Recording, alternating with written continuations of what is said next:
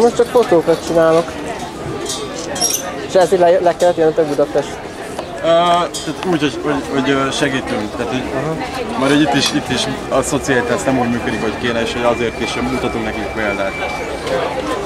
De nagy meló lehetett ezt megszerveznetek.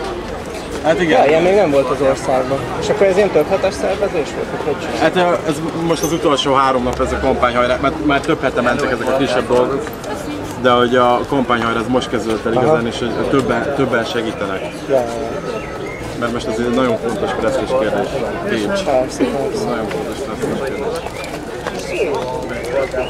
És a Fidesz most ebből annyit reagált, hogy lesz egy tüntetés. Ezt tudták reagálni.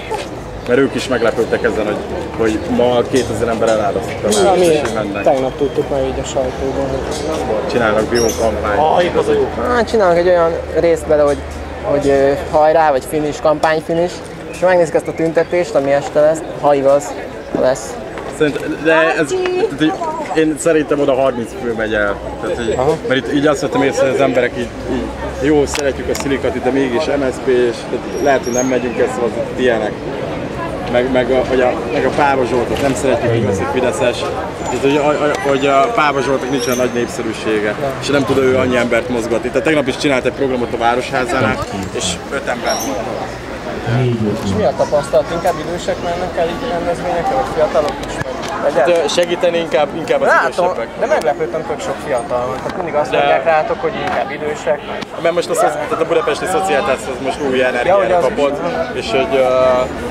Ez a fiatal baloldalú tudja, nem? Igen. És hogy mi is példát mutatunk, és hogy csináljuk ezzel.